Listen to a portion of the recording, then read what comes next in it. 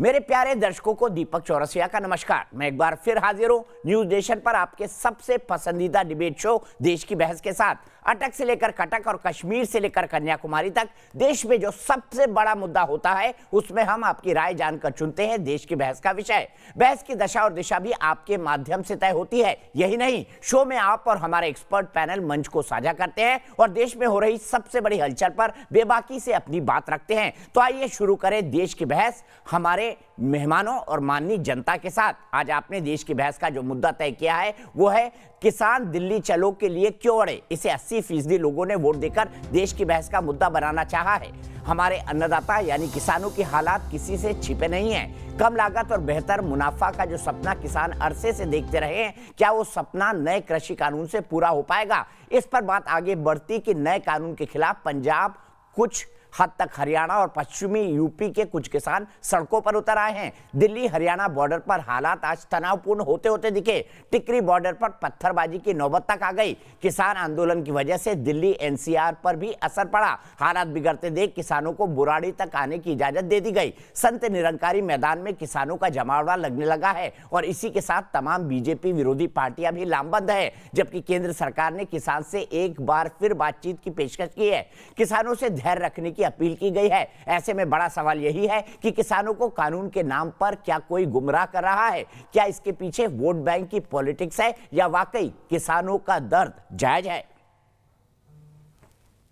तो देश की बहस में हमारा आज का सवाल इसी से जुड़ा हुआ है। क्या किसानों को भड़काया जा रहा है राजनीतिक स्वार्थों के लिए? यह बड़ा सवाल है। इस पर आप हाँ या ना में हमें जवाब दे सकते हैं शो के दौरान, और आप ये जवाब आप हमें हमारी वेबसाइट पर दे सकते हैं। आप हमारे मोबाइल ऐप को डाउनलोड कर सकते हैं, जिसे डाउनलोड करना बेहद आसान है।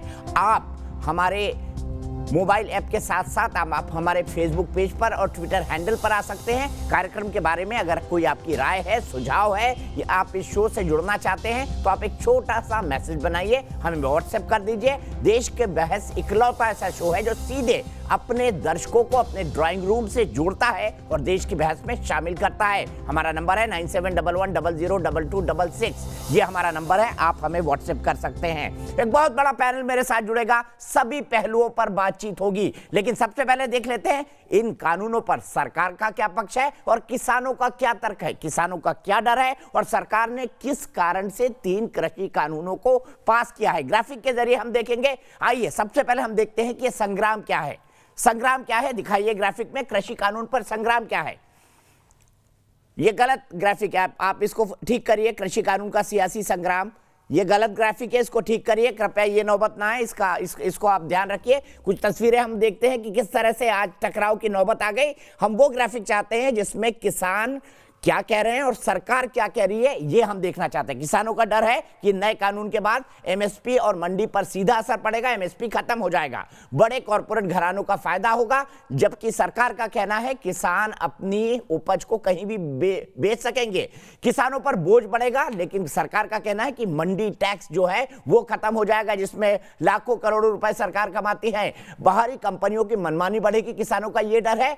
जबकि कानून ये कहता है और सरकार ये कहती है कि चाहे दामों पर किसान कर सकेंगे अपना जो है उपज, उसका सौदा। तो ये आप दोनों पक्ष देख सकते हैं, किसानों का डर क्या है और कानून के अंदर क्या क्या है। बड़े कॉर्पोरेट घरानों का फायदा, किसान अपनी उपज कहीं भी बेच पाएंगे, सरकार ये कहती है। किसानों पर बोझ बढ़ेगा, जबकि सरकार का कहना है कि मंडी टैक्स खत्म हो जाएगा और किसानों पर बोझ कम हो जाएगा, बाजार के हवाले चला जाएगा किसान। सरकार का कहना है आड़ती है और बिचौलिए खत्म हो जाएंगे। बाहरी कंपनियों की बढ़ेगी मनमानी, सरकार का कहना है इससे तो आप चाहे दाम पर बेच सकेंगे। छोटे किसानों का नुकसानदेह है, जबकि उनका कहना है कि कॉन्ट्रैक्ट फार्मिंग से छोटे किसान अपने लिए बड़ी सीमा तैयार कर सकते हैं। सीधे अपने पैनल को इंट्रोड्यूस करता हूं। मेरे साथ कई सारे खास मेहमान जुड़ गए हैं। मेरे साथ सुरेंद्र राजपूत जी हैं जो कि राष्ट्रीय प्रवक्ता है कांग्रेस पार्टी के।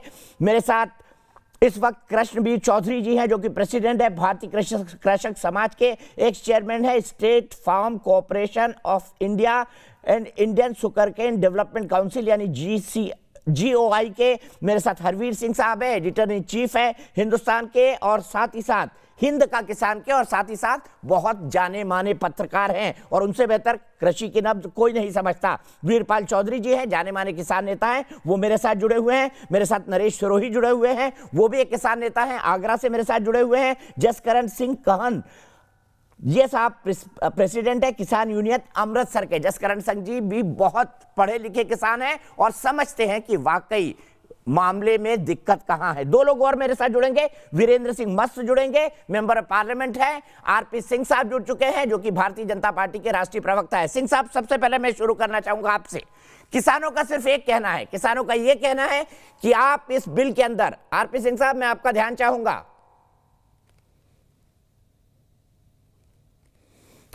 वीरेंद्र सिंह मस्त जी मेरे साथ जुड़ गए हैं, सीधे उनके पास चलता हूं। वीरेंद्र सिंह मस्त जी, सबसे पहले मैं आपसे जानना चाहूंगा, किसानों का सिर्फ एक कहना है, उनका कहना यह है कि आप इन तीन एक कानूनों में से किसी एक में यह कह दीजिए कि हमारी उपज एमएसपी पर खरीदी जाएगी और एमएसपी से नीचे अगर कोई खरीदता है तो फिर उसके खिलाफ एक्शन हो सकता है, उसके खिलाफ कार्रवाई हो सकती है या उसके पास ये अधिकार नहीं होगा। सरकार को यह लिखकर देने में क्या दिक्कत है कि खरीद एमएसपी पर होगी? अगर आप लिख के दे दें, यह आंदोलन होता ही नहीं।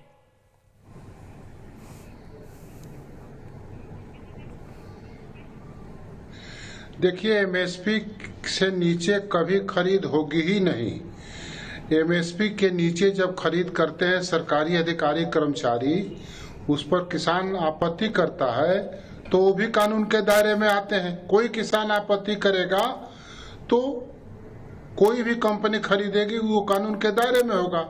दूसरी बात है, अगर इसके लिए आंदोलन किसान कर रहे हैं, दरअसल इस समय तो रबी की खेती के बुआई के समय किसानों के आंदोलन का समय नहीं। मैं किसान हूं, पहले इसके बाद बीजेपी के सांसद, लेकिन किसानों में एक पंजाब के किसानों में खास तौर से एक गुमराह की संदेश पहुंचाए गए हैं कि किसानों के, कोई कहता है एमएसपी खत्म कर दिया जाएगा, कोई कहता है कि पूंजीपतियों के हवाले हो जाएंगे। आप बताइए कि जब हमने मंडी कानून नहीं बदला है, हमने ये कानून बनाया है कि किसान कहीं भी जाकर अपने सामान को बेच सकते हैं जहां लाभकारी कीमत मिले।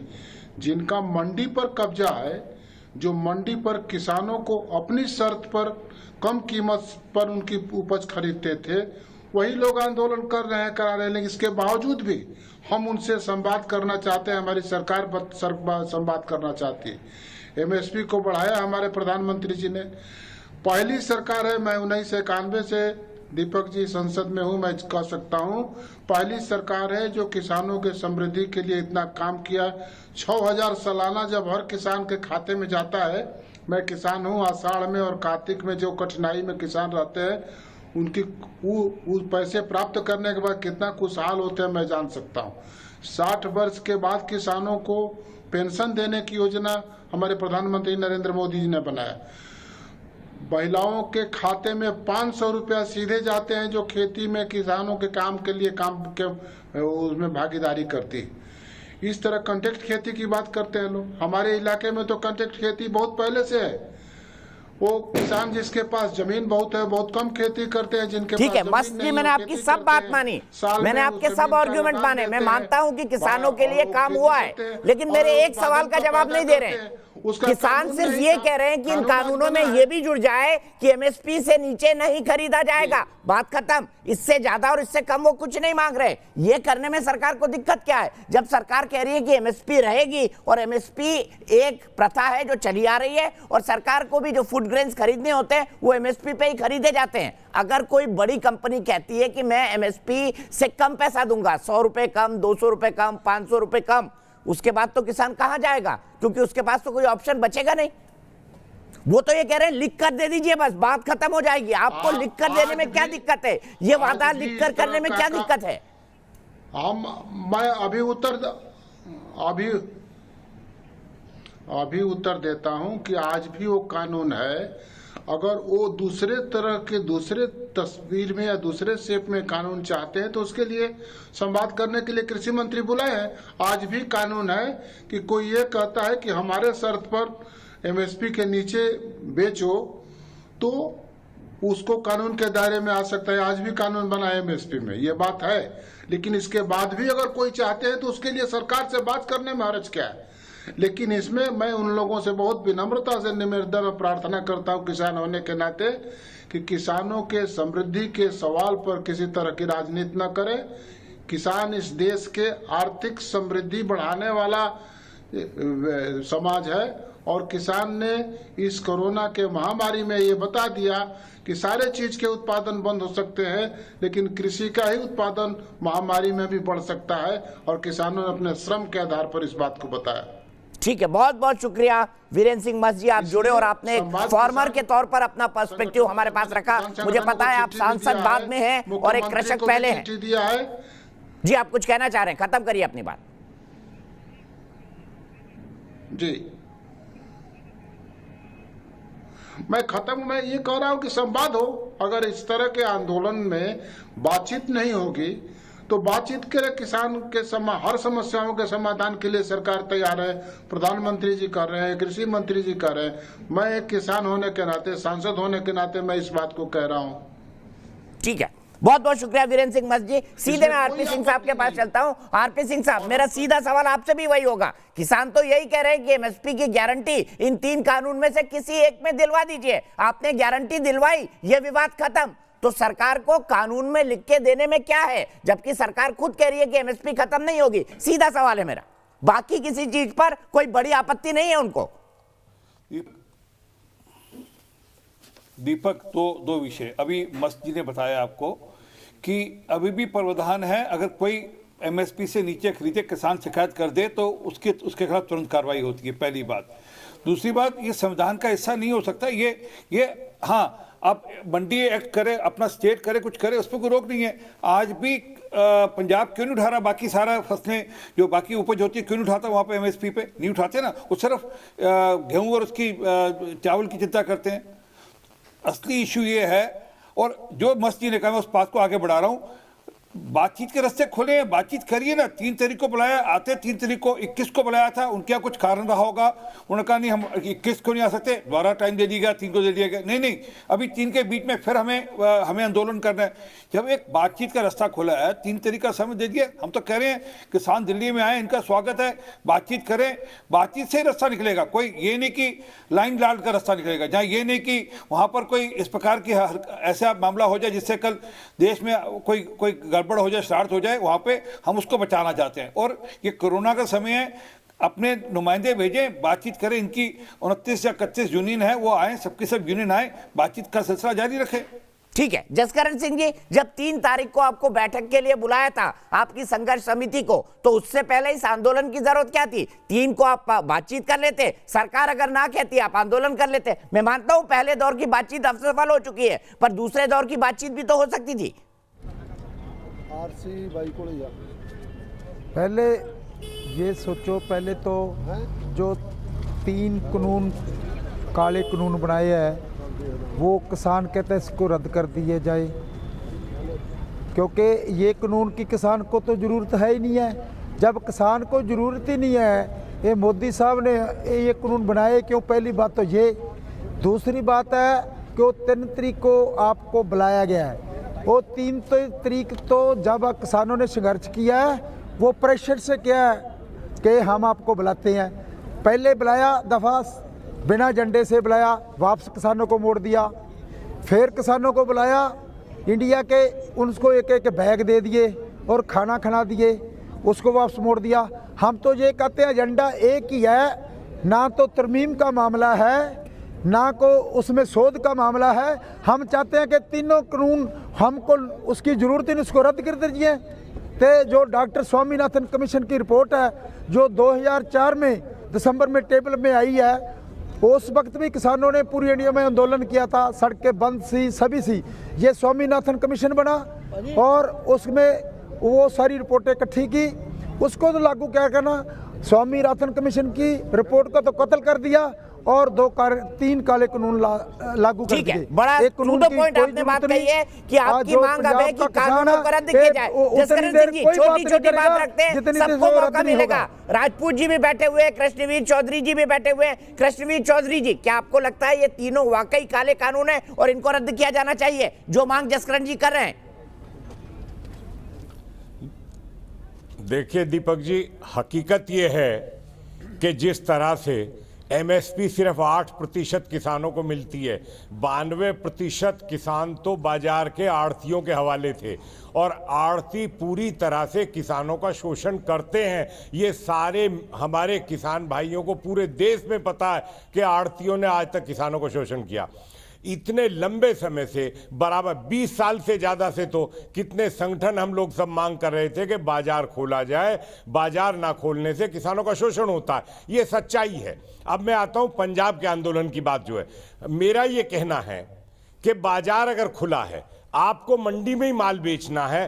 पंजाब का 98% गेहूं और धान केंद्रीय पूल की योजना में जो खरीदी होती है और जो खाद्य सुरक्षा कानून है वो बाध्यता है सरकार की। एमएसपी पे सरकार बराबर खरीद रही है, तो पंजाब का तो वैसे ही खरीदा जा रहा है। पंजाब को आपत्ति क्या है? ये पूरा जो राजनीतिक एजेंडा वहां के सरकार और पार्टियों ने खड़ा किया है, किसानों को गुमराह कर दिया गया है। ये दो रास्ते खोल दिए गए हैं, एक वो रास्ता जो पुराना था, एक नया रास्ता है। अगर किसी चीज के, हर आदमी जानता है, अगर किसी चीज के 4 ग्राहक होंगे तो उसमें उत्पादन करने वाले को ज्यादा अच्छा दाम मिलने के वो रहेगा। तो इसमें दिक्कत कहां हो गई? मंडी बंद नहीं हो रही। मेरे भाइयों, मैं आपसे एक बात कहना चाहता हूं, मैं ये कहना चाहता हूं कि आपको कहा किसने मंडी बंद हो रही है? आपको कहा किसने है कि एमएसपी बंद हो रही है? आपकी खरीद बराबर है, एमएसपी बराबर है, एपीएमसी में कुछ नहीं है।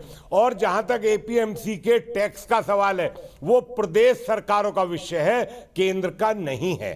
ठीक है, मैं सीधे आप ही के सवाल को लेकर नरेश सुरोही जी के पास चलता हूं, फिर मैं हरवीर सिंह के पास जाऊंगा। सबसे पहले छोटा छोटा रखते हैं सर, सभी आर्गुमेंट कर पाएंगे। छोटा छोटा रखते हैं वीरपाल जी, कृष्णवीर जी, छोटा छोटा रखते हैं, सभी लोग सुन पाएंगे। लेकिन कृष्णवीर जी, मेरे पास बहुत वक्त है, छोटी छोटी बात रखिए। आपने टू द पॉइंट बात कही, सीधा जवाब लेता हूं नरेश सुरोही जी से। नरेश सुरोही जी, मंडी बंद नहीं हो रही है, आपको कहीं और बेचने का ऑप्शन मिल रहा है, बाजार खुल रहा है, और साथ ही साथ आप जो है आप एमएसपी पर भी बेच सकते हैं। तो पंजाब के किसानों को खास तौर पर दिक्कत क्या है? आप जैसे किसानों को क्या दिक्कत है?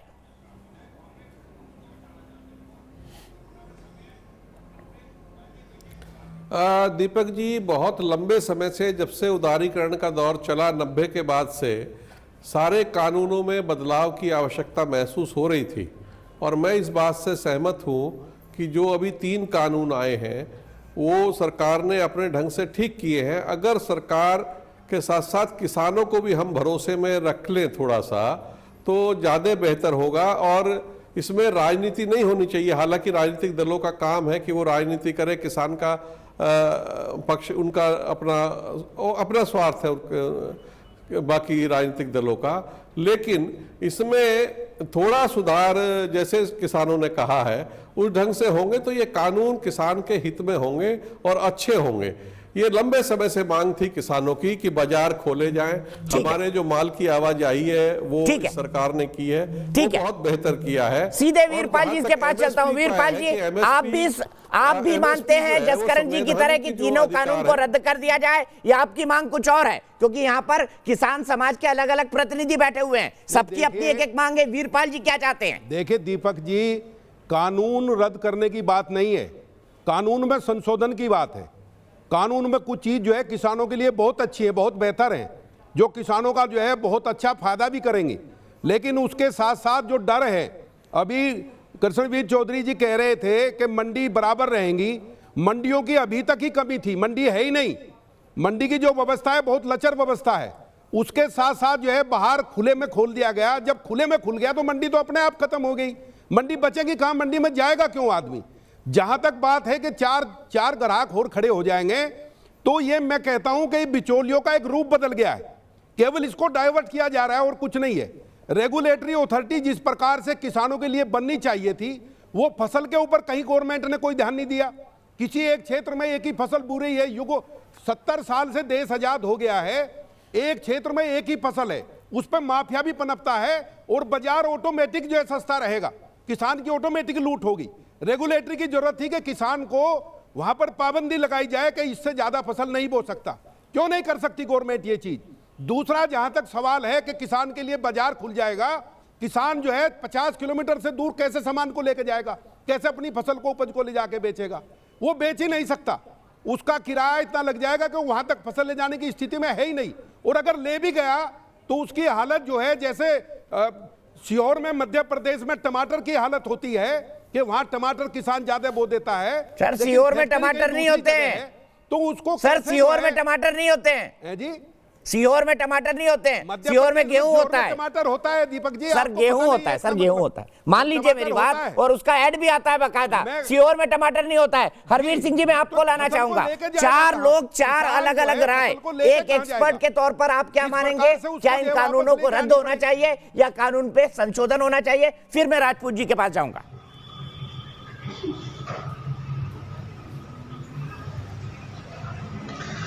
दीपक जी बहुत अच्छा किया आपने कि मुझसे पहले इन सब लोगों को बुलवाया, इट्स नाइस। देखिए मैं वीरेंद्र सिंह मस्त जी की बात से शुरू करता हूं। ये पहले भारतीय किसान मोर्चा के अध्यक्ष थे, बिल्कुल, और अभी सांसद भी हैं, बिल्कुल। और मैं उनको ये बताना चाहता हूं, मैं अभी सहारनपुर डिस्ट्रिक्ट के कस्बे में बैठा हूं, नकुड़ में। यहां से जो हरियाणा का बॉर्डर है वो ज्यादा नहीं है, 15-20 किलोमीटर है। तो मैंने आज यहाँ लोगों से पूछा, आप हरियाणा में क्यों धान बेचने जाते हो? आप बोले कि यहाँ दाम ही नहीं मिलता। एक सेंटर लगा यहाँ पे 1200-1300 रुपए बिक रहा है, वहां 1888 बिक रहा है, इसलिए जाते हैं। जो अपना घर नहीं संवार सका, आप मुझे बताइए किसान मोर्चा के कितने लोगों ने जाके सरकार को रिप्रेजेंटेशन दिया कि आप हालत सुधारिए। उत्तर प्रदेश देश में सबसे ज्यादा धान पैदा करने वाला राज्य है, सबसे ज्यादा गेहूं पैदा करने वाला राज्य है। यहां का रिकॉर्ड देखिए, 29 गांव पे एक परचेज सेंटर है, पंजाब में 2 गांव पे एक परचेज सेंटर है, तेलंगाना में 7 गांव पे एक परचेज सेंटर है। आप पूछिए इनसे, आप मंडी तो जैसे मुझसे पहले कभी बोल रहे थे सज्जन, वो ठीक कह रहे थे, आप तो पहले से ही व्यवस्था को ध्वस्त किए बैठे हो।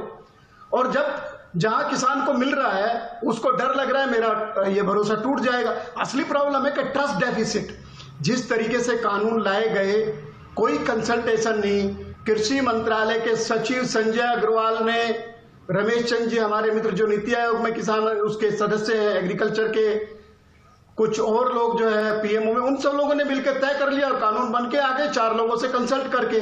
अरे भाई इतना बड़ा कानून ला रहे हो, देश की 70% आबादी को प्रभावित करेगा, आपको ओपन डिस्कशन में लाना चाहिए। आप भी जानते हैं, जो जर्नलिस्ट हम भी जानते हैं, जब कोई कानून बनता है उसको पहले पब्लिक प्लेटफॉर्म पे डाला जाता है। कंपनी एक्ट बनने में 10 साल लगे थे। तो जो स्टेक होल्डर्स हैं उनसे आप राय ले लीजिएगा, और जो सबको सहमत हो, फिर जिस तरीके से संसद में कानून पास हुए उसको लेकर के जो उपसभापति हैं राज्यसभा के, उनके ऊपर भी आक्षेप आए। जिस हड़बड़ी में हुए, क्या दिक्कत थी, पार्लियामेंट्री कंसल्ट आ जाती। और जून में कोरोना के बीच अरे क्या हो गया कानून आके, कुछ नहीं हुआ है। और अच्छा ये हुआ कि सरकार दबाव में और खूब प्रोक्योरमेंट कर रही है हरियाणा और पंजाब में। पंजाब में जो वहां का उत्पादन है उससे ज्यादा हो गया, क्योंकि यूपी से लद के ट्रक जा रहे हैं पंजाब में। तो सवाल है कि आप किसी का भरोसा अगर तोड़ेंगे वो नाराज होगा। अगर आप ठीक है, बड़ी बात आपने कही, तो ट्रस्ट डेफिसिट और सिस्टम का अभाव। हरवीर सिंह जी मैं फिर आऊंगा, मुझे राजपूत जी के पास चलना है। राजपूत जी, इसमें सबसे बड़ा आरोप जो है भारतीय जनता पार्टी कांग्रेस पर लगा रही है कि ये पूरा का पूरा आंदोलन पंजाब सरकार द्वारा प्रायोजित है, इसीलिए सिर्फ पंजाब के किसान दिखाई दे रहे हैं और थोड़े किसान हरियाणा के दिखाई दे रहे हैं। और इसके पीछे पूरी कांग्रेस की राजनीति है, जो खुद चाहती थी कि कानूनों में ऐसा ही संशोधन हो जो उसके मैनिफेस्टो का पार्ट था।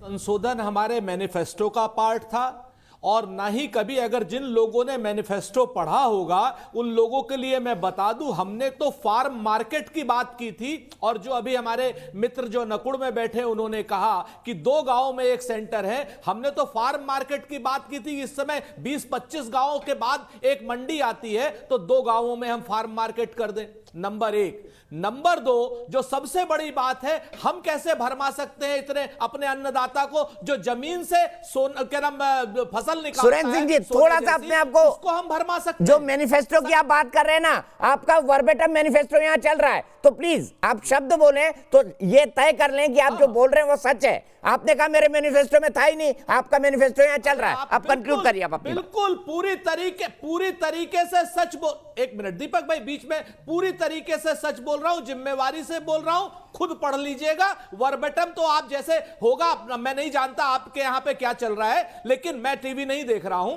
मैं आपको 2-3 बातें बताता हूं। नंबर एक, जब तिलहन और दलहन की एमएसपी खत्म की गई थी तब सरकार ने सदन में लिखित रूप से एमएसपी खत्म की। तो आज अगर सरकार यह कह रही है, मोदी जी ये कह रहे हैं या भाजपा की सरकार कह रही है कि एमएसपी जारी रहेगी, तो उन जिन चीजों की एमएसपी इन्होंने लिख करके खत्म की थी, आज लिख करके कहे ना ये लोग खत्म करेंगे लिख करके, और बात माने हम इनकी वर्बेटिम से, इस तरीके की बातें नहीं चलेंगी।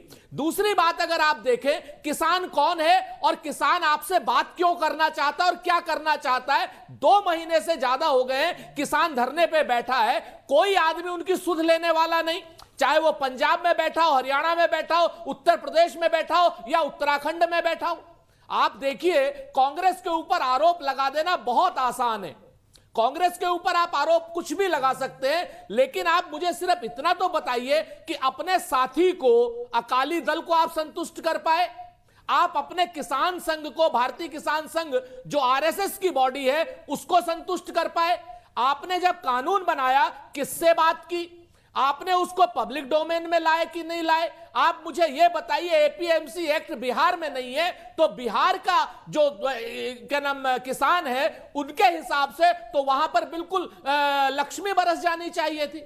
अगर वहां लक्ष्मी बरसी हो तो बताइए, 1800 रुपए का धान 1000 रुपए में बिक रहा है। सर 10% है वहां का ग्रोथ, रुपए की मक्की, कृषि का ग्रोथ 10% के आसपास है। अरे भाई, कृषि की ग्रोथ तो किसान ला रहा है ना सर, ला रहा है। पैसा कितना मिल रहा है? सर जब सामान बिक रहा होगा तभी तो ग्रोथ आएगी ना, वरना ग्रोथ कहां से आएगी? किसान परिवार के बेटे हैं, आपके तो नाम के पीछे चौरसिया लिखा हुआ है, आप तो कोई चीज उत्पादन कर सकते हैं ना, उसका जो मार्केट में प्राइस मिल रहा है वो क्या मिल रहा है?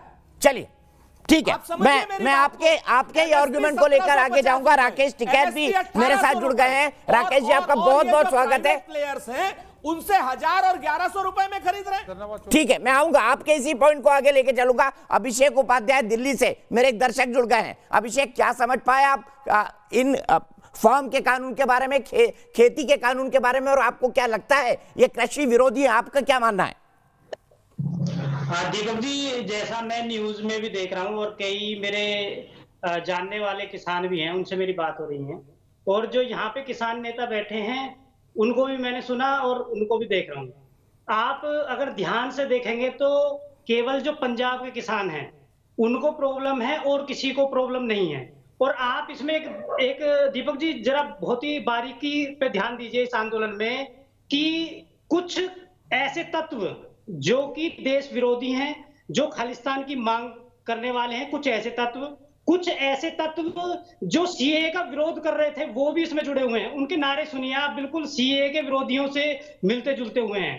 तो इसमें केवल जो देश विरोधी ताकतें हैं वो इसमें घुल मिल गई हैं। गरीब किसान जो है उसको पता है, जो जागरूक किसान है, कि ये किसान के फायदे के लिए ये कानून बने हैं। और आप देखेंगे इसमें कोई भी गरीब किसान नहीं है। और एक चीज पे और ध्यान दीजिए, बस आपको यही रुकना होगा अभिषेक, इतना ही वक्त है मेरे पास आपके लिए। मैं सीधे राकेश टिकैत जी के पास चलता हूं। राकेश जी, अभिषेक की बात का क्या जवाब है? क्यों सिर्फ उत्तर प्रदेश का एक सेक्शन, हरियाणा का छोटा सेक्शन और पूरा पंजाब का किसान इसके खिलाफ खड़ा है? पूरे देश का क्यों नहीं? महाराष्ट्र का क्यों नहीं, जो सबसे समृद्ध किसान माना जाता है? पूरे देश में विरोध हो रहा है। जब फसलों के आधे भाव होंगे, क्या पूरे देश का किसान दिल्ली में प्रदर्शन करने आएगा? आप ट्रेन चलवा दो तो दिल्ली में पूरा देश का किसान आएगा प्रदर्शन करने।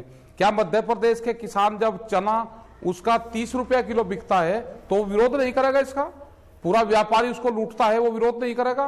क्या तो सर व्यापारी से बचाने के लिए, बिचौलियों से बचाने के लिए तो कानून लाया गया है। टिकैत जी, बिचौलिया और आड़तिये से बचाने के लिए तो कानून लाया गया है, सीधे कंपनियों को बेच दो। ये कह रहा कि बिचौलियों ने तो ये पूरा धान लूट लिया अब की बार भी, और कंपनियां कहां है? कंपनी आ जाती ना भाई, कंपनी तो आ रही है। कानून यही तो है ना कि एमएसपी को आप लीगल राइट्स दे दो। ये लिखने में क्या दिक्कत है भारत सरकार को कि एमएसपी से नीचे कोई भी व्यापार करेगा तो वो एमएसपी से नीचे खरीद नहीं करेगा? जो ये कंपनियां आ रही, क्या ये एमएसपी से नीचे या ऊपर खरीद करेगी? ये भी तो सरकार को कहना पड़ेगा। राकेश जी, मुझे एक बात बताइए, एमएसपी से नीचे देश में 90% से ज्यादा चीजें जिसको किसान उगाता है वो एमएसपी से नीचे ही खरीदा जाता है, उनके लिए एमएसपी लागू ही नहीं होती है। प्रोडक्ट के स्तर के ऊपर और किस ढंग से उसने उगाया है उसके ऊपर उसके रेट्स का निर्धारण होता है। क्या आप मेरी बात मानते हैं कि 90% से ज्यादा चीजें एमएसपी पर नहीं खरीदी जाती, धान और गेहूं को छोड़ के? आप मानेंगे मेरी इस बात से? क्या ये एक फैक्ट नहीं है?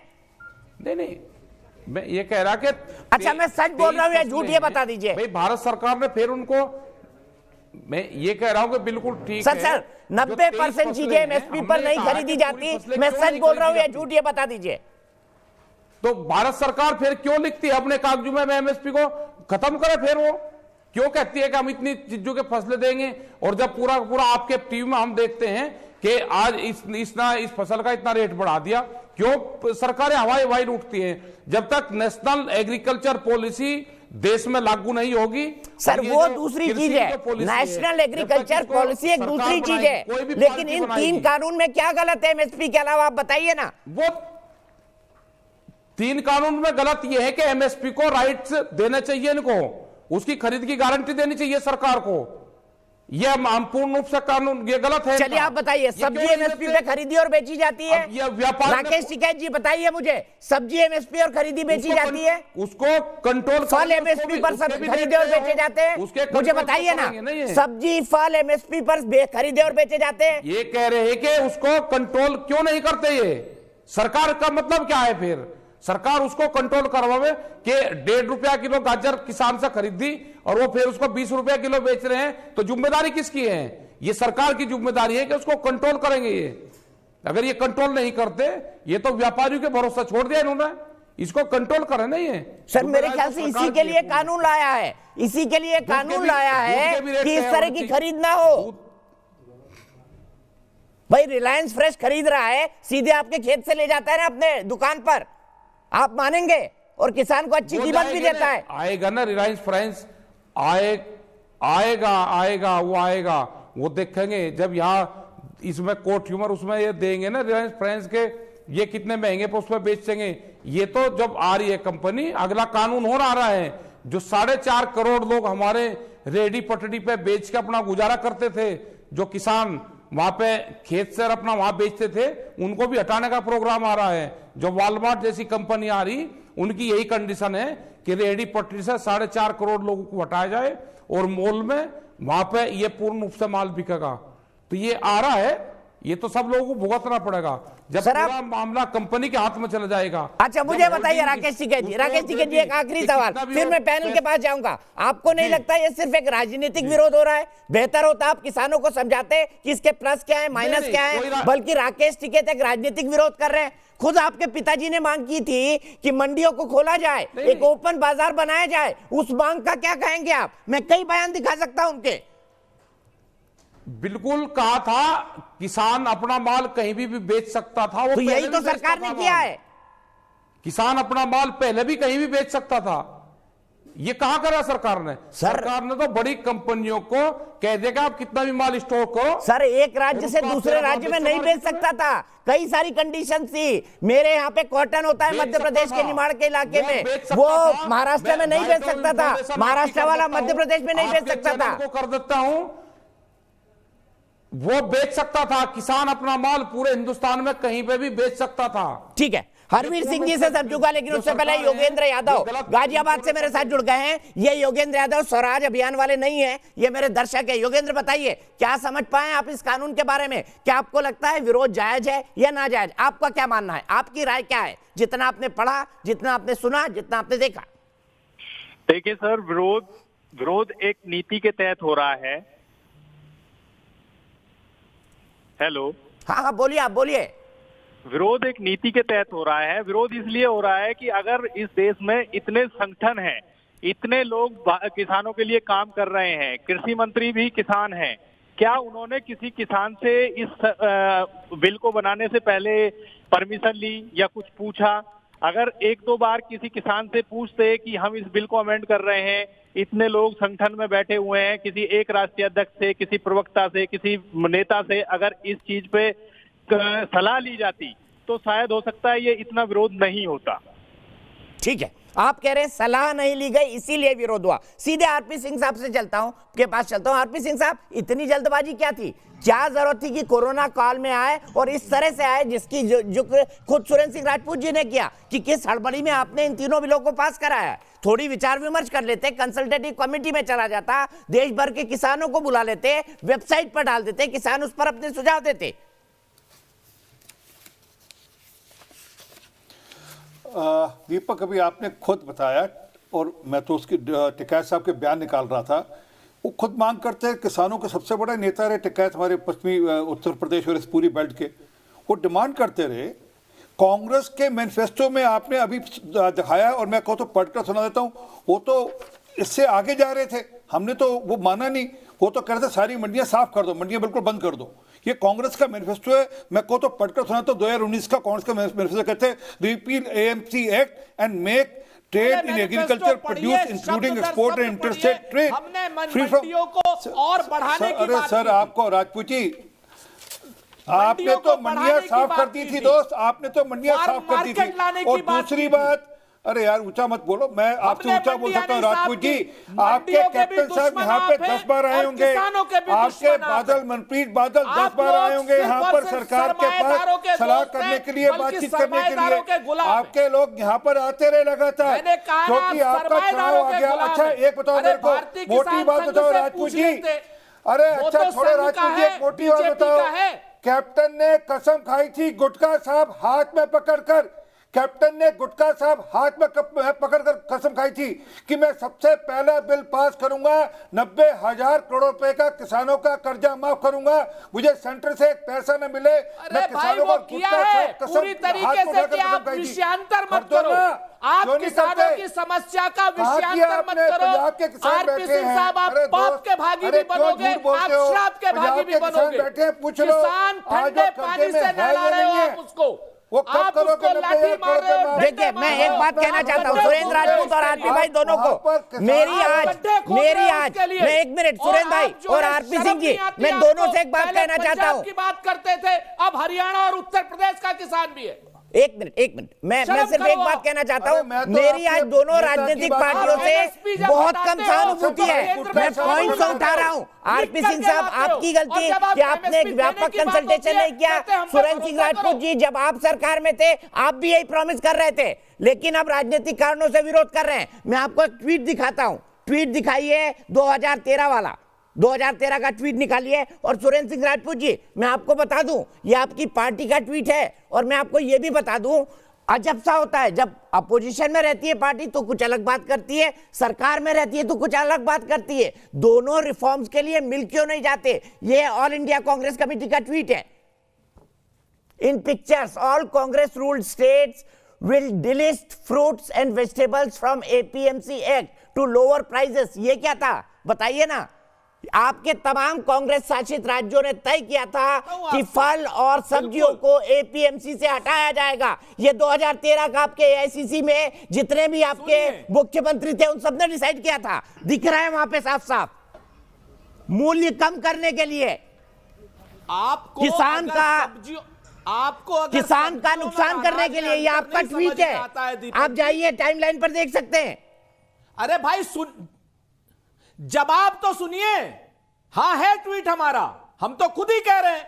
आप हमको यह बता दो कि तिलहन और दलहन की एमएसपी आपने माइनस की लिख दी, आपको अनाज में और सब्जियों में अंतर नहीं समझ में आ रहा। अभी सरकार कहती है, अभी इस सरकार ने किया है, कहा है कि आलू और प्याज को डी कंट्रोल किया पहले और अब उसके बाद फिर कंट्रोल करने लगे। हमने जो उस समय ट्वीट किया था सब्जियों को सस्ता करने के लिए किया था, जमाखोरों के खिलाफ किया था। आप अगर वो नहीं समझ में, आपको अनाज की प्रिक्योरमेंट, एफसीआई की प्रिक्योरमेंट नहीं समझ में आ रही तो मैं क्या कर सकता हूं? सर मैं यही तो कह रहा हूं कि 90% चीजें तो एमएसपी पे खरीदी नहीं जाती, इसीलिए तो आप भी ये रिफॉर्म लाना चाहते थे। मत दीजिए भारतीय जनता पार्टी को। सर मैं तो मैं आपसे कह रहा हूं, निवेदन कर रहा हूं दीपक जी कि आप लोग कवर फायर मत दीजिए भारतीय जनता पार्टी को। आपको लगता है इतने 45 मिनट के डिस्कशन में मैंने कांग्रेस कहीं बीजेपी को कवर फायर दिया? आपको क्या लगता है मैंने कवर फायर दिया सुरेंद्र सिंह राजपूत जी? आपको लगता है मैंने कवर फायर दिया? उनसे भी वही सवाल पूछ रहा हूं जो आपसे पूछ रहा हूं। आपने लिखा, मेरी क्या गलती बताइए? आप खुद मान रहे हैं, आपने लिखा। देखिए सुरेन जी सुनिए, एक बात सुन लीजिए, ये आप कांग्रेस प्रवक्ताओं की आदत हो गई है, फायर करेंगे क्योंकि इनको सच पसंद नहीं है।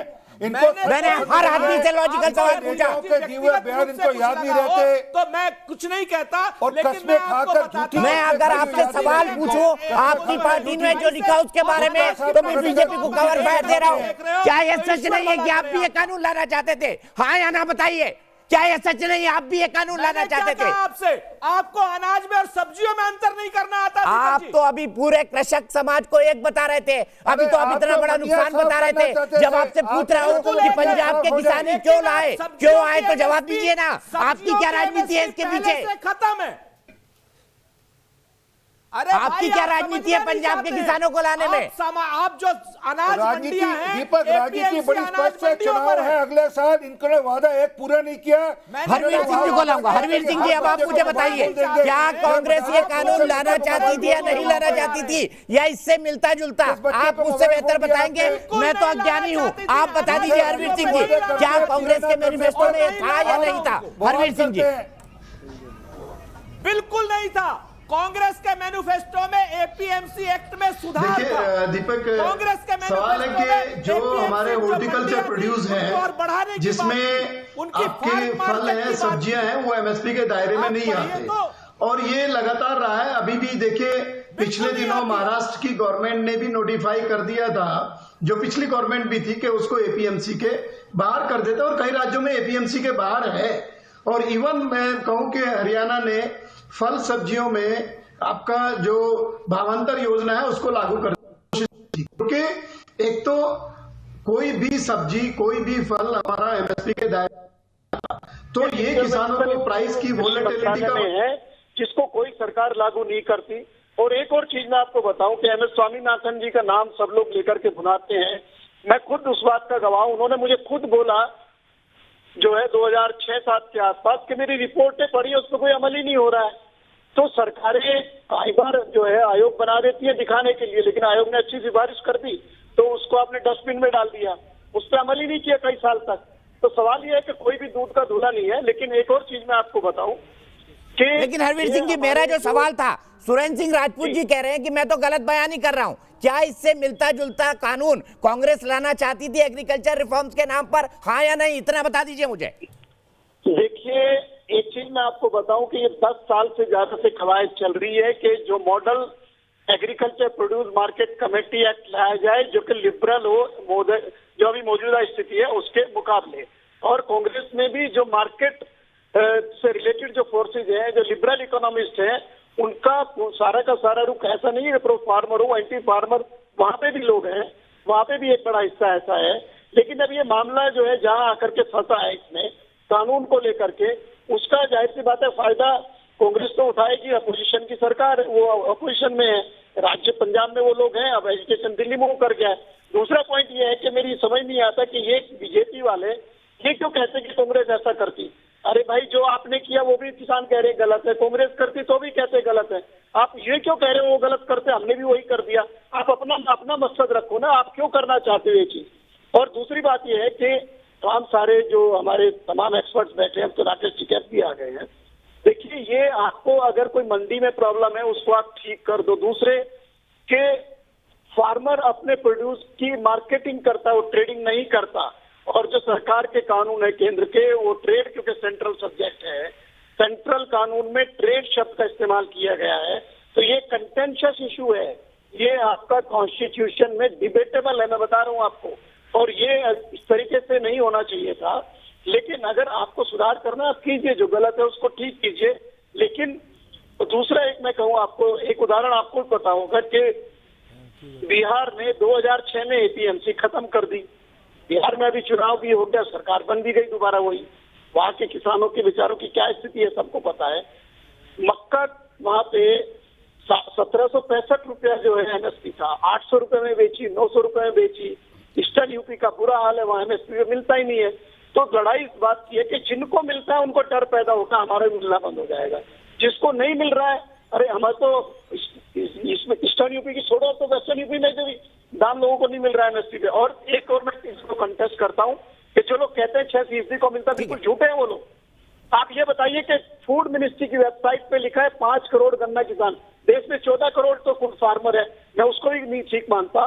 दूसरे ये है कि कम से कम 30 से 40% किसानों को एमएसपी मिलता है, उसको आप बढ़ाइएगा, बेहतर कीजिएगा एससीसी को। ये थोड़े कि आप कह के चलते कि 92% को नहीं मिलता, ये सरासर झूठ है, आई वॉश है।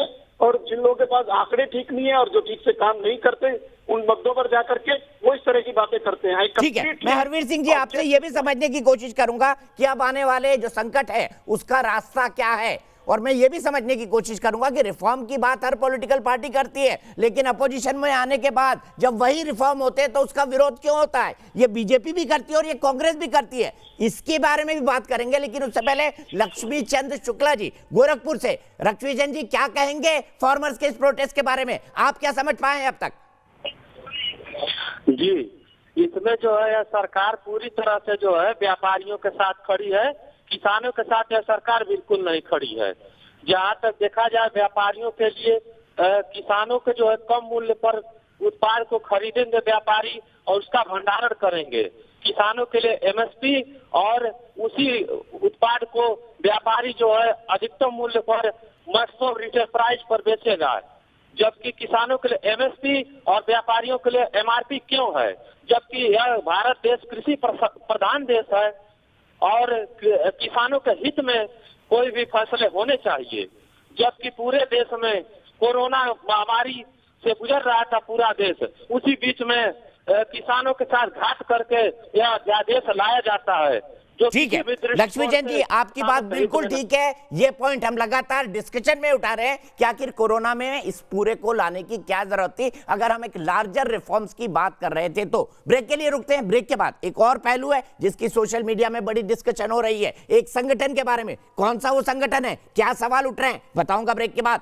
तो देश की बहस में हम बात कर रहे हैं अन्नदाता की, उस अन्नदाता की जिसके चलते हमारा पेट भरता है। आज अन्नदाता सड़कों पर क्यों उतरा हुआ है, क्यों 3 कृषि बिल का विरोध हो रहा है, और भरपूर विरोध हो रहा है खासतौर पर पंजाब के किसानों द्वारा, उसमें हरियाणा और पश्चिमी उत्तर प्रदेश के कुछ किसान शामिल हैं। सवाल कई सारे हैं। सवाल यह है कि आखिरकार नौबत यहां तक क्यों पहुंची? सवाल यह है कि किसानों और पुलिस का आमना सामना क्या टाला नहीं जा सकता था? सवाल यह भी है कि क्या उनको एक जगह आंदोलन करने की इजाजत नहीं दी जा सकती थी? सवाल यह भी है कि क्या इसके पीछे राजनीति हो रही है? इसी पर बात करने के लिए मेरे साथ मेहमानों का एक बड़ा पैनल है। मेरे साथ आरपी सिंह साहब है, बीजेपी के राष्ट्रीय प्रवक्ता है। मेरे साथ सुरेंद्र सिंह राजपूत जी हैं, राष्ट्रीय प्रवक्ता है कांग्रेस के। मेरे साथ कृष्ण बीर चौधरी जी हैं, प्रेसिडेंट है भारतीय कृषक समाज के। मेरे साथ हरवीर सिंह साहब है, एडिटर इन चीफ है हिंद किसान के। मेरे साथ राकेश टिकैत जी हैं, नेशनल स्पोक्स पर्सन है भारतीय किसान यूनियन के। मेरे साथ वीरपाल चौधरी जी हैं जो कि एक किसान लीडर हैं। मेरे साथ जसकरण सिंह कहन साहब हैं जो कि प्रेसिडेंट है किसान यूनियन अमृतसर के। जसकरण जी, मैं आपसे जानना चाहता हूं, कई सारे आरोप लग रहे हैं कि इसके पीछे राजनीति है, इसके पीछे पंजाब के किसान ज्यादातर हैं। क्या पंजाब के किसान इसलिए ज्यादातर है क्योंकि सबसे ज्यादा एमएसपी पर खरीद वहां से होती है और ये सिस्टम खत्म हो जाएगा? ਇਹ ਜੀ ਗੱਲ ਸੀਰੀਅਸ ਕਰਨੀ ਚਾਹੀਦੀ ਹੈ। ਹੁਣ ਪਾਰਟੀਬਾਜ਼ੀ ਤੋਂ ਉੱਪਰ ਉੱਠ ਕੇ ਸਾਨੂੰ ਕਿਸਾਨਾਂ ਦੀ ਗੱਲ ਕਰਨੀ ਚਾਹੀਦੀ ਹੈ। ਪਾर्टीबाजियां ਦੀਆਂ कांग्रेस बीजेपी आपस में फेर कर लांगे। सर हिंदी में बोलेंगे, मेरे दर्शक शायद पंजाबी समझ ना पाए। सर आपसे रिक्वेस्ट है, जितनी टूटी फूटी हिंदी आप बोल लें। हाँ, हम ये कहना चाहते हैं कि ये मामला हमको पॉलिटिकल नहीं बनाना चाहिए। ये किसानों का मामला, बाकी पार्टियों की बातें बात कर लेंगे। मामला ये है, मोदी साहब कहते हैं हम एमएसपी नहीं तोड़ेंगे। एमएसपी तो पहले है, तोड़ने का तो मामला नहीं। मोदी जी साहब कहते हैं कि ये खुली मंडी है, खुली मंडी तो पहले ही किसान कहीं भी बेच सकता है। ये बात, ये एमएसपी की ये बात करिए। अब यूपी में झोने का जो पैडी का रेट है 1860 रुपये है, और अब एमएसपी जो लागू है तो वो 900 रुपये जो पैडी है और यूपी में कैसे बिक रही है। और पंजाब में मक्की की फसल है, मक्की का एमएसपी 1439 रुपये है। अब 600 तो 800 रुपये क्यों बिक रहे हैं?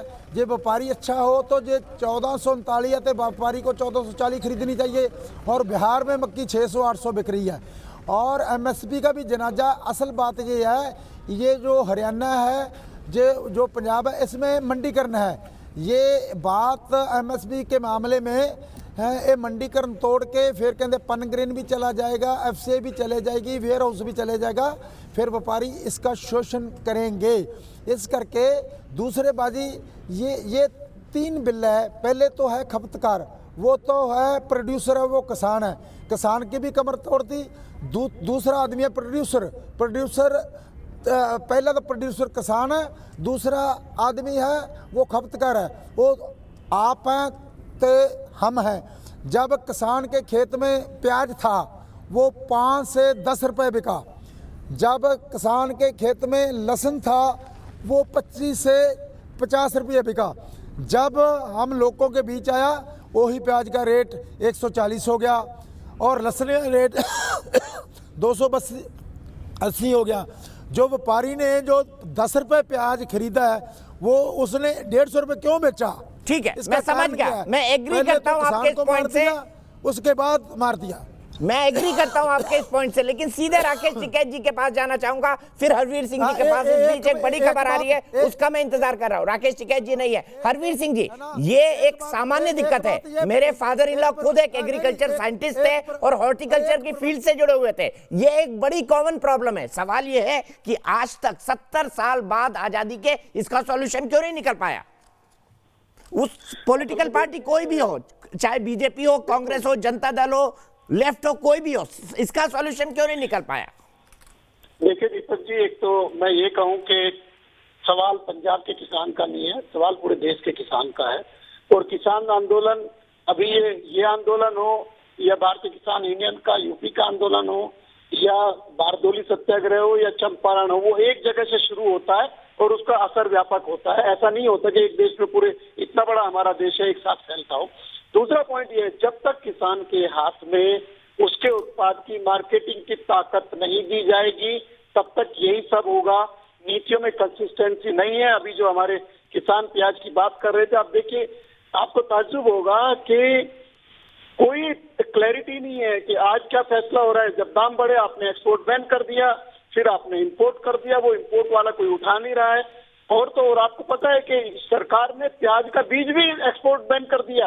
अरे भाई, बीज पे अभी से क्या फत आ रही थी, वो होता है, वो छोटी चीज है। तो पॉइंट ये है कि जब तक कोऑर्डिनेट करके डिफरेंट डिपार्टमेंट बात नहीं करेंगे, फार्मर्स के कलेक्टिव नहीं बनाएंगे। कुछ जगह कोऑपरेटिव का अच्छी मजबूती रही है, उनके हाथ में ज्यादा पैसा आता है, किसान के हमें उस तरफ सोचना चाहिए।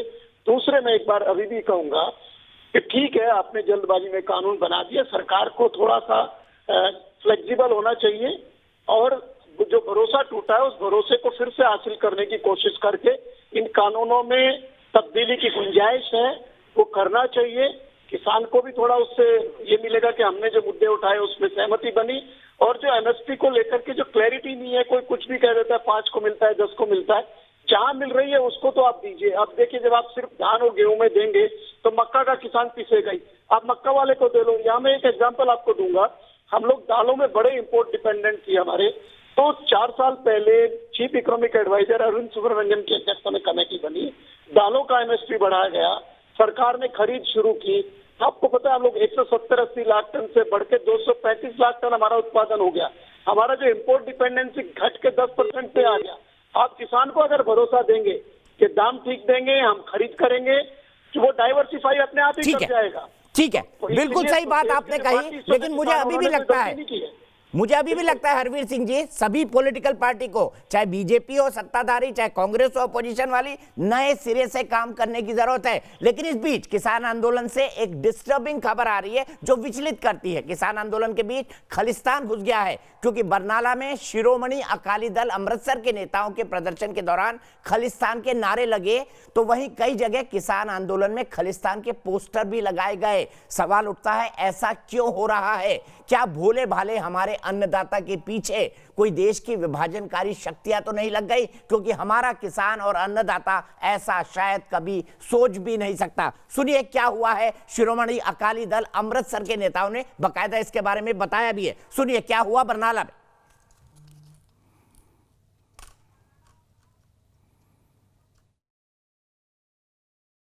व्यापारियों भी चाहिए, मजदूरों भी चाहिए, पुलिस ਨੂੰ ਵੀ ਚਾਹੀਦਾ ਖਾਲਿਸਤਾਨ, ਜੀਆਰਪੀ ਨੂੰ ਵੀ ਚਾਹੀਦਾ ਖਾਲਿਸਤਾਨ, ਪ੍ਰੈਸ ਨੂੰ ਵੀ ਚਾਹੀਦਾ ਖਾਲਿਸਤਾਨ, ਤੁਹਾਨੂੰ ਵੀ ਚਾਹੀਦਾ ਖਾਲਿਸਤਾਨ, ਹਿੰਦੂਆਂ ਨੂੰ ਵੀ ਚਾਹੀਦਾ ਖਾਲਿਸਤਾਨ, ਮੁਸਲਮਾਨਾਂ ਨੂੰ ਵੀ ਚਾਹੀਦਾ ਖਾਲਿਸਤਾਨ, ਈਸਾਈਆਂ ਨੂੰ ਵੀ ਚਾਹੀਦਾ ਖਾਲਿਸਤਾਨ, ਪ੍ਰੈਸ ਨੂੰ ਵੀ ਚਾਹੀਦਾ ਖਾਲਿਸਤਾਨ, ਸੋਸ਼ਲ ਮੀਡੀਆ ਨੂੰ ਵੀ ਚਾਹੀਦਾ ਖਾਲਿਸਤਾਨ, ਕਿਸਾਨ ਜਥੇਬੰਦੀਆਂ ਨੂੰ ਵੀ ਚਾਹੀਦਾ ਖਾਲਿਸਤਾਨ। ਬੋਲੇ ਸੋ ਨਿਹਾਲ, ਰਾਜ ਕਰੇਗਾ, राज करेगा। तो डिस्टर्बिंग पिक्चर्स, क्या हो रहा है इसके पीछे? सीधे आरपी सिंह साहब के पास चलता हूं। आरपी सिंह साहब, आपके राज्य में क्या हो रहा है? ऐसे हालात क्यों बन गए इस आंदोलन के? देखिए, मैं बार बार कह रहा हूं, ये लोगों को भटकाया गया है, लोगों को गलत जानकारियां दी गई हैं और उसके अंदर मैं शुरू से कह रहा हूँ रेडिकल्स हैं इस आंदोलन में घुसे हुए हैं, अल्ट्रा लेफ्ट वाले भी लोग इसमें घुसे हैं सारे आंदोलन में, और वो सब लोग हैं जो सीए में भी दिखेंगे, यहाँ पे भी दिखेंगे आपको। और मैं हाथ जोड़कर, जसकरण जी यहाँ पे बैठे हैं किसान यूनियन के और जो बाकी लोग बैठे हैं, मैं आपसे हाथ जोड़कर निवेदन करता हूँ, आप अपनी मांग रखिए, अपनी बातचीत करिए, सरकार से बातचीत करिए, परंतु अपने आंदोलन को ऐसे लोगों द्वारा भ्रमित मत होनी चाहिए। उनको ये आंदोलन ये ले जाएंगे और आपका नुकसान होगा, आपकी मांग ठीक भी होगी तो भी ये मैसेज आएगा कि यहाँ शरारत हो रही है। इसलिए मेरी आप सबसे जो किसान यूनियन से हैं, पॉलिटिकल लोगों की बात नहीं कर रहा, वो तो राजनीति कर रहे हैं, वो तो उल्टा प्रेरित करें सब लोगों को सब और चलाने के लिए। पर और एक ये भी कहना चाहूँगा कि आपका अगर कोई कंसर्न है तो 3 तारीख की मीटिंग है, आइए उसमें बातचीत करिए। आपको 21 को बुलाया था, नहीं आ पाए आप, कोई बात नहीं, अब 3 को बुलाया, आइए बातचीत करिए, उसमें से रास्ता निकलेगा कोई ना कोई। अगर आपका कोई संशय है एमएसपी को लेकर, उसको दूर कर सकते हैं। ठीक है, ऑलरेडी सीधे सुरेंद्र सिंह राजपूत जी से कमेंट ले लेता हूँ। राजपूत जी, आप क्या कहेंगे जो बात आरपी सिंह साहब कह रहे हैं और जो दृश्य मैंने आपको दिखाए? बहुत स्पष्ट रूप से एक बात कहनी है दीपक भाई, जो भी देश विरोधी ताकतें हैं उनको कानून सख्ती से निपटेगा और इतनी सख्ती से निपटेगा कि उनके होश फाख्ता हो जाएंगे। इसके लिए कांग्रेस, भाजपा, केंद्र राज्य सरकार का कोई मतभेद नहीं है। ये आपकी सरकार के नाक के नीचे हो रहा है, कैप्टन साहब की सरकार के नाक के नीचे हो रही है। केंद्र सरकार की भी जिम्मेवारी है, राज्य सरकार की भी कंसर्न जिम्मेवारी है, झूठ क्यों बोल रहे हैं लोगों के आगे? की भी जिम्मेवारी है कि ये ऐसे असामाजिक तत्वों को पुलिस के हवाले करें। छोड़िए, आपकी नाक के नीचे हो रहा है। आपने अभी तक किसानों का भरोसा जीतिए केंद्र सरकार की एमएसपी हटाने के लिए आपने केंद्र में कानून लेकर के आए। आरपी सिंह साहब कंप्लीट कर लेते प्लीज उनको, आपके टाइम नहीं बोले थे वो, लिखित में दे दीजिए। आपके टाइम नहीं बोले थे, प्लीज कंक्लूड कर लेते दीजिए। आरपी सिंह जी, सच बात यह है कि आरपी सिंह जी, मैं नहीं जानता आप क्या बोल रहे हो, ना मैं सुन पा रहा हूं आपको, लेकिन एक चीज आप समझ लीजिए, हाथ जोड़ के प्रार्थना है कि नरेंद्र मोदी को देश का प्रधानमंत्री जिन किसानों ने बनाया है, अगर आप उन किसानों से पाप लेंगे और श्राप लेंगे तो निश्चित तौर पर बहुत गलत होगा। उनकी बात सुनिए, एमएसपी को लिखित दीजिए और मंडियों के बारे में जो आप भ्रम पैदा कर रहे हैं उनको खत्म कीजिए। ठीक है आरपी सिंह साहब, मैं आपके पास कंक्लूडिंग कमेंट के लिए आऊंगा, लेकिन हरवीर सिंह जी और चौधरी जी, मैं आपको कुछ तस्वीरें दिखाना चाहता हूं और एक संगठन के बारे में आपसे जानना चाहता हूं। कृपया वो ग्राफिक्स दिखाया जाए और वो एंकर लिंक भी मुझे दिया जाए। मिलता है ना दीपक भाई, ये वो लोग भी खत्म कर रहे हैं, ये कॉर्पोरेट लॉबी के दबाव में आकर के काम कर रहे हैं। अडानी और अंबानी की सरकार चल रही है। अच्छा ठीक है, मैं एक और तस्वीर आपको दिखाना चाहता हूं और हरवीर सिंह जी से इसके बारे में ज्यादा जानकारी लूंगा। किसानों का आंदोलन अब दिल्ली तक पहुंच चुका है और उस आंदोलन में एक बहुत ही सक्रिय ऑर्गेनाइजेशन है, बाकी सब बहुत लेजिटिमेट है। ये भी ऑर्गेनाइजेशन ये नहीं है, इसको मैं जानता नहीं हूं, इसलिए मैं सवाल करना चाहता हूं। इस ऑर्गेनाइजेशन का नाम है भारतीय किसान यूनियन एकता उग्रा। यह संगठन इसमें शामिल है। आपको बता दें कि ये वही संगठन है जो शाहीन बाग प्रदर्शन में शामिल हुआ था। 15 जनवरी 2020 के बाद पंजाब के अलग अलग शहरों से भारतीय किसान यूनियन एकता उग्रा की तरफ से तकरीबन 500 के करीब लोग आए थे।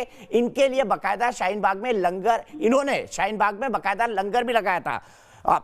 प्रदर्शन किसी का भी अधिकार हो सकता है, लेकिन देश जानता है कि शाहीन बाग के प्रदर्शन के नाम पर क्या क्या हुआ था, कैसे दिल्ली को बंधक बनाया गया था, उस पर सुप्रीम कोर्ट ने क्या डिसीजन दिया और अब किसान आंदोलन में तैयारी शुरू हुई थी। उसके बाद इसी किसान यूनियन एकता उग्रा माहौल बना रहा है और साथ ही साथ इस पर यह आरोप भी लगा है कि ना केवल ये पंजाब में पिछले कई हफ्तों से प्रदर्शन कर रहा है, बल्कि दशहरे के दिन संगठन के कार्यकर्ताओं ने फाजिल्का में पीएम का पुतला जलाया और किसान भाइयों, किसानों के साथ काम करने वाला है संगठन एकता उग्रा भारतीय किसान यूनियन। मैं आपसे जानना चाहूंगा हरवीर सिंह जी, ये कितना पुराना संगठन है और क्या बैकग्राउंड है इसका? ये लोग ये कहते हैं कि आज ये पंजाब का सबसे बड़ा किसान संगठन है। नहीं, सबसे बड़ा तो संगठन नहीं है, वो भारतीय किसान यूनियन ही सबसे बड़ा संगठन रहा है। और पहले अजमेर सिंह लाखोवाल जी वहाँ प्रतिनिधित्व करते रहे उसका, लंबे वर्षों से, करीब 25 साल से मैं देख रहा हूँ, 95 ऑनवर्ड। और वो जो किसान यूनियन मुख्य है उसका हिस्सा रहे, लेकिन इस बीच वहाँ पर कई सारे संगठन बने और करीब 30 यूनियनें वहाँ पर अभी काम कर रही हैं। उन सब लोगों ने मिलकर के ये कॉल दी है। ये कोई बहुत बड़ा संगठन वहाँ का नहीं है, ये मेरा अपना जो मानना है इस तरीके का, क्योंकि राजेवाल काफी सक्रिय हैं वो लोग, और ये लाखोवाल जी भी, उनके बेटे अभी लगते हैं जो काम कर रहे हैं, बाकी लोग भी हैं साथ में, एकता करके है। बट ये एक चीज मैं आपको बताऊं कि कहीं ना कहीं ये हमें इस बात को लेकर के बहुत ही संवेदनशील रहना पड़ेगा, किसानों को भी रहना पड़ेगा, कहीं उनका मिसयूज तो नहीं हो जाए। बिल्कुल सही, बिल्कुल सही, मैं आपकी इस बात से टोटली एग्री करता हूं। कंक्लूडिंग कमेंट के लिए मैंने मेरे ख्याल से हमारे साथ वीरपाल जी भी बैठे हुए हैं। वीरपाल जी, आप क्या बता पाएंगे इस संगठन के बारे में? नहीं, संगठन तो ये नया है और इसका जो ज़्यादा नाम आया वो शाहीन बाग से ही आया। और इसमें जो है ना, संगठन में कोई भी ऐसा जिम्मेदार आदमी मुझे तो नज़र नहीं आता जो पंजाब से हो कि जिसको हम जो है क्रेडिट दे सके कि वास्तव में किसानों के लिए लड़ाई लड़ रहा है। संगठन का क्या उद्देश्य है, क्यों है, वो जो है पब्लिक डोमेन में, पब्लिक अपने आप समझ जाएगी।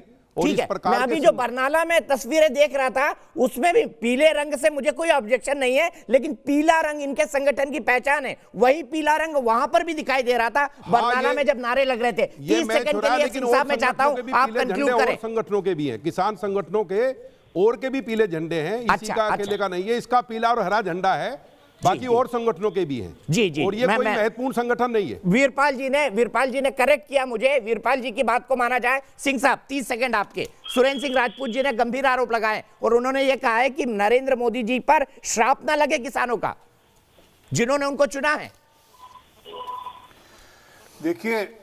देखिए श्राप तो उन पे लगेगा जिन्होंने गुटखा साहब, जो हमारा धार्मिक गुटखा होता है, उसको हाथ में पकड़कर कस्में खाई थी। श्राप तो उन पे लगेगा जो दमदमा साहब की तरफ हाथ जोड़कर कहते थे हम किसानों का कर्जा माफ करेंगे। राजपूत साहब कंक्लूड कर रहे हैं प्लीज। राजपूत साहब प्लीज, मैंने उनको भी रोका था। आरपी सिंह साहब बिल्कुल क्विकली प्लीज। दूसरी बात, बिल्कुल दूसरी बात, मैं हाथ जोड़कर यहाँ जितने किसान यूनियन के लोग आए हैं उनसे हाथ जोड़कर विनती कर रहा हूँ, आप कृपा कर बातचीत का सिलसिला जारी रखिए। बातचीत से ही रास्ता निकलेगा। राजनीतिक पार्टियों के बहकावे में मत आइए, आपका ये इस्तेमाल कर रहे हैं। आप सरकार से सीधी बातचीत करिए, उसमें से कोई आगे रास्ता निकलेगा। ठीक है, बहुत बहुत शुक्रिया आप तमाम लोगों का इस बातचीत के लिए। लेकिन चलते चलते यही कहना चाहूंगा, किसान भाई हमारे अन्नदाता हैं, हमारे पेट में अन्न वो पहुंचाते हैं और हम ये शपथ लेते हैं अन्न जहां का हमने खाया, अन्न वही खिलाते हैं, और जहां का अन्न हम खा रहे हैं उस अन्नदाता के प्रति हमारे मन में सम्मान होना चाहिए और सरकार को जल्द ही इस मसले का हल निकालना चाहिए। हमारी खास पेशकश में आज के लिए इतना ही, लेकिन न्यूज़ नेशन पर खबरों का सिलसिला लगातार जारी है।